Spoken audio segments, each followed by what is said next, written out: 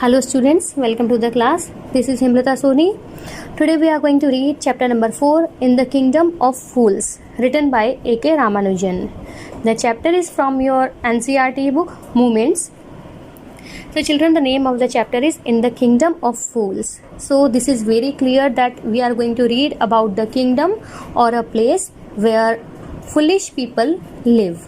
So this kingdom is of a king who is foolish. His ministers are foolish, and the people who have to obey the king and the ministers, that's why they are also foolish. So here is a brief introduction to the characters. A foolish king, his ministers, and the people, they all are crazy, they all are foolish. A guru who is wise, and his disciple means the student of the guru. So these are the characters. So now I'm starting the chapter. So there was a king who was foolish, and his ministers were also idiots, and they were ruling the kingdom of fools. They were so foolish, they were so crazy that they had changed the days into nights and the nights into days. It means the people were sleeping during daytime and they were working during night time. Nights and days were interchanged. And if anybody tried to go against the decision of the king, the person was punished. Okay, so everybody had to obey the orders of the king. So one day a guru and his disciple came to this beautiful city, and they came here during daytime. They were surprised to see that there was nobody during daytime on the roads. Because, you know the reason? Because this was a kingdom of fools. That's why everybody was sleeping during daytime. Nobody was there on the roads. And when they came to know that they could buy anything for a duddu. Duddu means a coin in Kannada. Okay, coin, Kannada coin is called duddu. So they were startled to see that they could buy anything for a duddu. So the guru understood the situation, that they had reached the kingdom of a fools. That's why it would be wisest if they would leave the place as soon as possible, because the guru understood that fools could harm them in any way.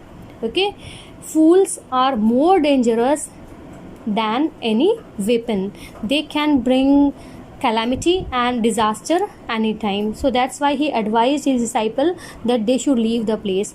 But the disciple was greedy. He was thinking that if he could buy anything for a duddu, why he should leave the place? So he wished that he wanted to leave at that place. The guru tried to explain him, but he did not listen to him.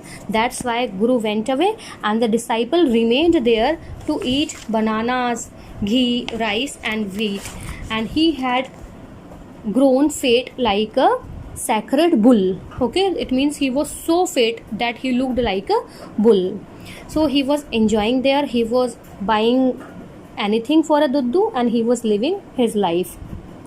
One day a thief came into the house of a rich merchant to steal his belongings, and so he had made a hole in his wall.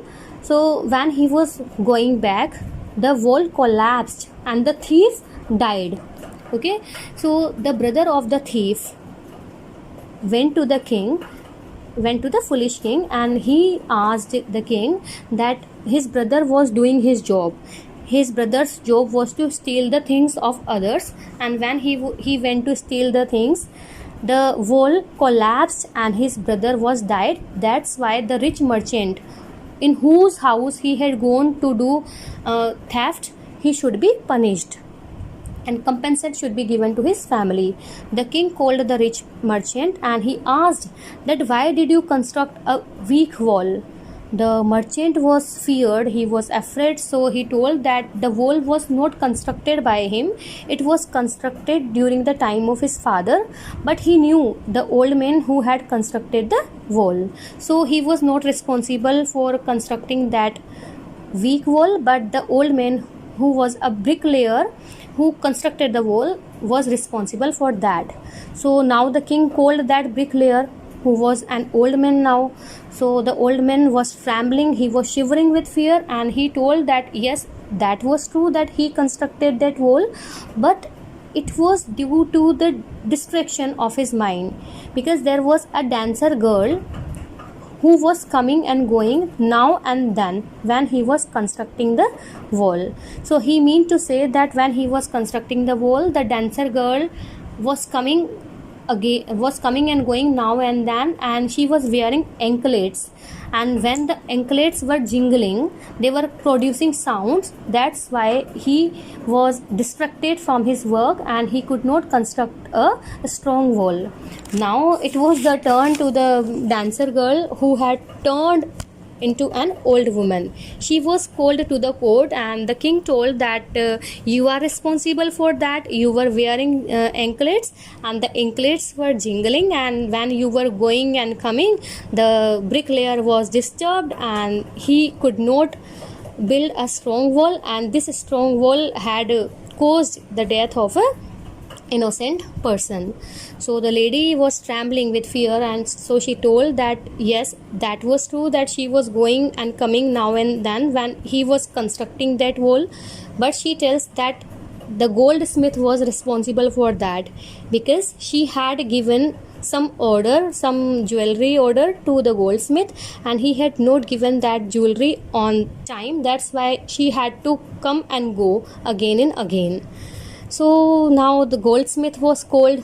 So goldsmith came and he told that yes, that was true, that the dancer girl had given him the jewelry to make, but he could not prepare that because he had urgent work of a rich merchant who was so impatient that he was asking the jewelry, and that's why he was paying more concentration to the jewelry of that rich merchant, because there was a wedding or some occasion in his house. So now the king asked that who was the rich merchant. Then whose name was called out? The same man in whose house the thief had entered for stealing. Rich merchant was now found guilty, and a stake was constructed for him. Stake means the place where he was to be hanged, जहाँ पर उसको फांसी दी जानी थी, that place. So it was constructed, and the servants put him there and they arranged everything. But when he stands there, they find that he was too thin, that it was not fit for him. वो बहुत पतला था, that's why he was not fit there. So now the king thought that if he is not fit there, some fat man should be punished, but someone should be punished. So you can imagine now how foolish was the king. So he decided that you just go in the kingdom and search out for a fat man who can be fitted in this stake. Okay, so the servants had gone throughout the kingdom to search for a man, and now you can imagine who was a fat man like a bull. Yes, it was the disciple of the guru. Okay, so he was taken to the stake, and the disciple asked the servants that why he was being taken. So they told that the stake has been constructed and the rich merchant is not fit for that because he was too thin, and you are fit, so that you will be fit in that stake. So now you can understand the condition of that disciple. Now he was recalling the words of his guru, that foolish people can harm you anytime in any way. So now in his heart he was calling his guru. The guru had some magical powers. So when he was recalling his guru in his heart, in his mind, the guru could see his disciple, and he understood that his disciple was in some danger or in some bad situation. So he came there to protect his disciple, and he came there and he said something into the ears of his disciple. And then he came to the king, the guru. Okay, the guru came to the king and he told that firstly I want to be hanged, then on second number my disciple should be hanged.